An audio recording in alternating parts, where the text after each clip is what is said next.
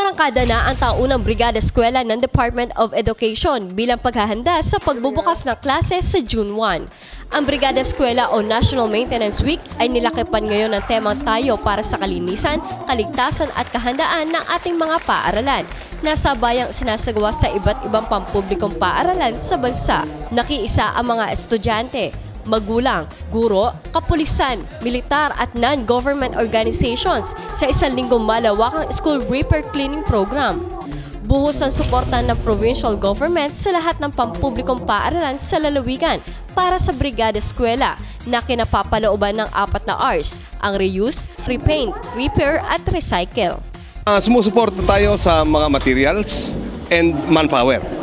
Yun naman ang kailangan nila eh. At kung ano pa, yung mga mostly kung ano yung mga pina-favor nila na ipoprovide natin, yun ang ating ibinibigay. Walang hanggang pasasalamat naman ang inihayag ng principal ng NES o Nueva Ecija High School sa sama-samang pagkilos ng lahat upang tiyakin ang kahandaan ng eskwelahan sa pagbubukas ng klase.